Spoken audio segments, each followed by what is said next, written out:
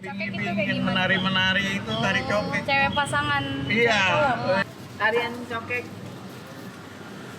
kalau kayak orang Betawi itu kan yang ngibing itu kan. Iya, Bu. Kan? Nah, itu yang disebut cokek tuh ya ibu-ibu yang pakai selendang. Ya dia dansa juga ya pasang-pasangan lah gitu. Cewek cowok ya, Pak? Itu acara pernikahan Ya. umumnya. Oh, jadi cokek yang ngibing-ngibing itu ya? Iya betul.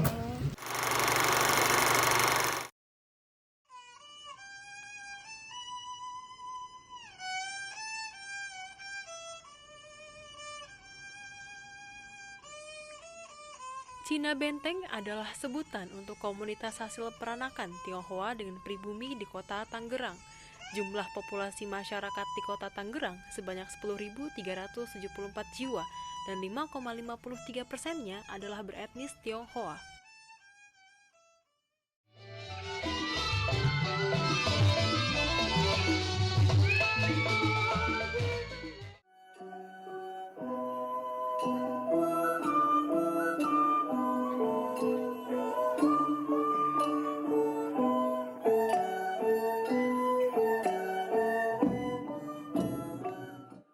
Orang-orang Tionghoa ya, Cina ya, itu masuk ke Tangerang itu tahun 1407 ya, itu ada di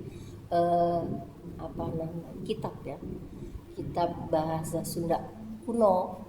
Nah, di situ tertera bahwa tahun 1404 itu orang-orang Cina itu datang dari pelabuhan Tangerang.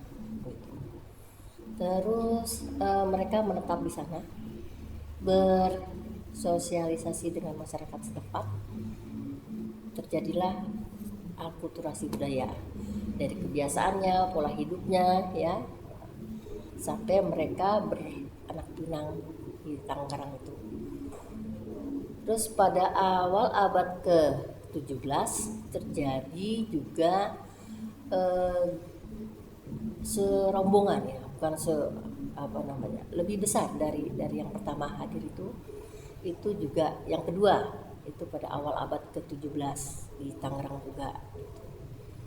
Jadi ketika itu di Jakarta sedang VOC ya, itu zaman Belanda gitu ya. Jadi banyak orang-orang Cina ini, dia sebagai petani, dia sebagai buruh, dia juga sebagai pedagang ya. Nah, orang-orang yang pedagang punya modal besar menjadi pengusaha ya, membuat pabrik gula, membuka lahan-lahan lada ya. Sehingga pada awal 17 itu dicatat adanya kegiatan kehidupan orang-orang Tionghoa itu bercocok tanam di Tangerang. Ada yang menjadi panen lada, tukang kebun, ada yang pabrik gula ya, ada yang petani, dan mereka semua bercocok tanam di Tangerang ya, beranak pinang, hidup kawin dengan masyarakat setempat.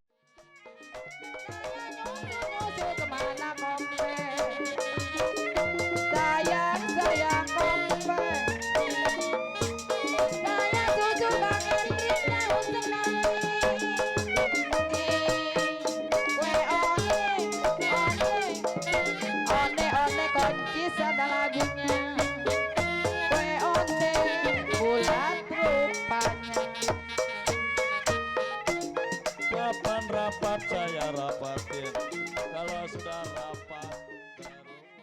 Karena dia adanya dulu sebuah penghibur, tapi sebelum jadi penghibur itu jauh di zaman yang dulunya, di abad-abad yang sebelumnya, cokek itu merupakan tari sipatmo itu bukan namanya sipatmo ya, sebuah ritual, jadi bagian dari upacara.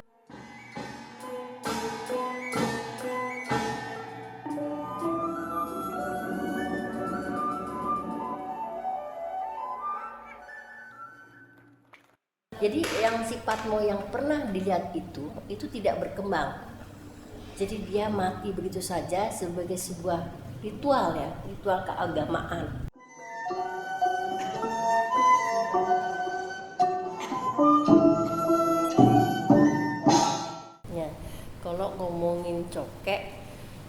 itu kita tidak lepas dari ngomongin seorang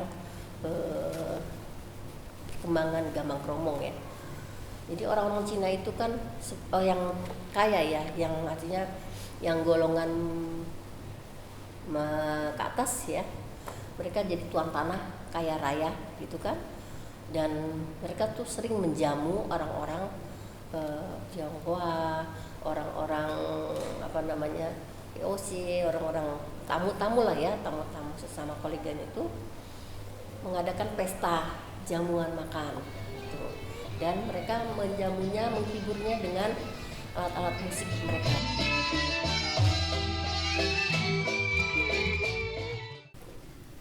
Akulturasi tiga budaya itu adalah Tionghoa ya, salah satunya dari musik Tionghoa yaitu Tehian, Kong Ahyan, sama Sukong.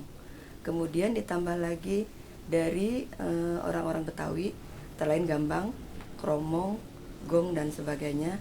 Dari Sunda itu dimasukkan gendang, gong, sama kecrek. Itu juga dari 3 unsur itu. Karena awalnya Tehian itu kan dari Tionghoa sangat sepi ya kalau untuk orang Betawi bilangnya. Jadi ditambah sama yang namanya gendang, gong dan kecrek. Serta gambangnya juga itu ada gambang, ada 2 pilah, ada 2 perangkat. Kromongnya juga ada 2 perangkat. Sama gong 6 juga. Gongnya tadi kan cuma 2 dan ini tapi ini agak gong 6. Karena kan dulu yang orang-orang pribumi ini itu biasa kalau pas lagi ada pertunjukan orang-orang Tionghoa itu suka diundang, suka datang gitu, ikut main gitu. Kok cuma segini ya alatnya gitu. Boleh nggak kalau kita tambah gambang kromong? Boleh nggak kalau kita tambah kromongnya? Jadi lebih rame gitu. Akhirnya mereka mau, ya udah ditambah lagi. Terus kemudian gendang. Karena orang Sunda itu kan lebih dinamis ininya, kreatif ya. Langsung dia menambahkan gendang, tambahkan gong. Ada gong 6, ada gong yang besar itu, gong namanya, sama kempul. Mengapa tari cokek mengalami rekonstruksi dan revitalisasi? Mengalami 2 unsur itu karena supaya remaja kita yang dulunya nggak tahu sekarang bisa mengenal namanya tari cokek, yaitu cokek Sipatmo.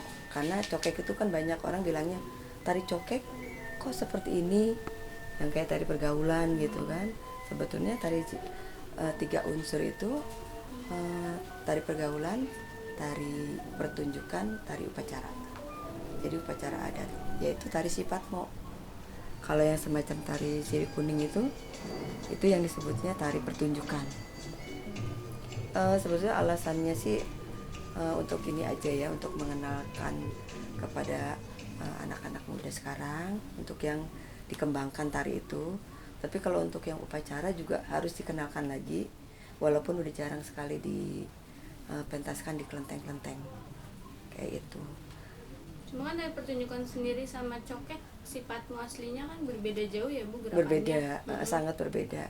Kalau misalnya kayak pertunjukan kan memang sangat berkembang ya, dari kostumnya, dari musiknya, gerakannya juga sangat jauh berkembangnya. Seperti itu. Terus kalau yang cerita tentang Pak Oh, yang untuk yang pemerintah itu yang membatasi tentang upacara di kelenteng-kelenteng itu memang ada kebijakan dari pemerintah. Kemudian tahun 2000-an baru diadakan lagi, diperbolehkan lagi ada upacara-upacara semacam peringatan yang Cap Gome, terus Imlek semacam itu, akhirnya dibebaskan lagi, bisa mereka mementaskan di mana-mana ya, maksudnya di kelenteng-kelenteng gitu. Sebenarnya pada kenyataannya tari cokek itu enggak seperti masyarakat yang bilang ini itu. Dulu tarian cokek itu digunakan untuk penyambutan tamu sebagai rasa hormat kita ke tamu yang datang ke kami gitu.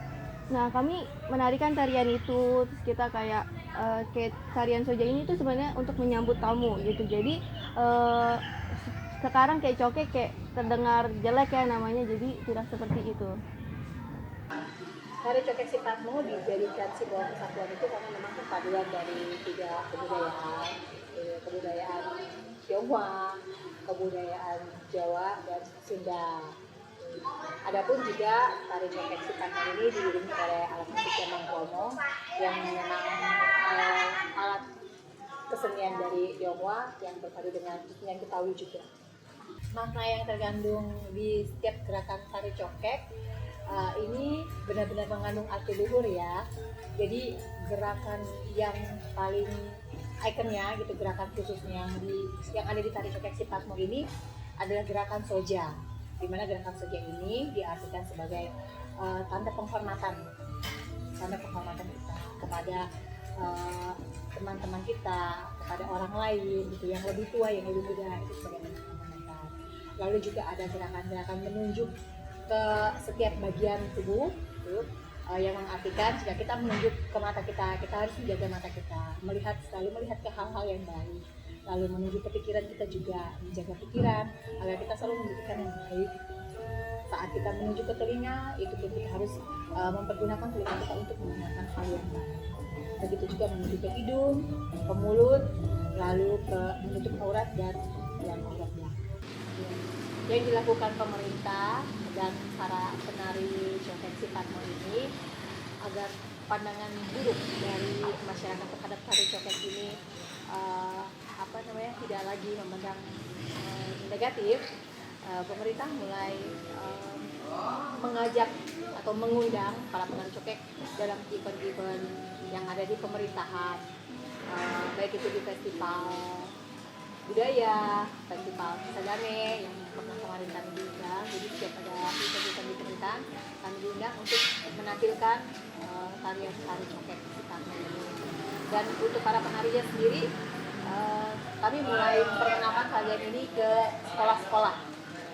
Jadi kami memperkenalkan, kami menghadap pimpinan sekolah agar memperbolehkan kami, mengizinkan kami untuk memperkenalkan tari Cokek Sipatmo dan mengajarkan tarian ini ke siswi-siswinya agar menjadi regenerasi. Saat diajarkan, saat diperkenalkan, awalnya mereka juga akan terkejut. Ternyata cokek yang kami bawakan ini, Cokek Sipatmo ini jauh dari pemikiran mereka. Mereka awalnya berpikir dengan kata tari Cokek Sipatmo, langsung berpikir dengan pandangan yang buruk, pandangan negatif, dengan berpikiran penari seronok, penari yang vulgar gitu. Tapi setelah melihat tarian kami dan kami juga ceritakan sejarah dari tari Cokek Sipatmo, mereka akhirnya menerima dengan sangat baik dan positif. Bahkan dari mulut ke mulut mulai menceritakan ternyata tari Cokek Sipatmo itu adalah tarian sebenarnya cokek dan jauh dari hal yang negatif. Kami sebagai kaum milenial pada umumnya mungkin hampir semuanya terbawa oleh arus budaya luar. Sebenarnya kita bukan berarti kita tidak boleh ya, cuman jangan sampai kita lupa sama budaya kita sendiri. Oleh karena itu, kalau bukan kita siapa lagi?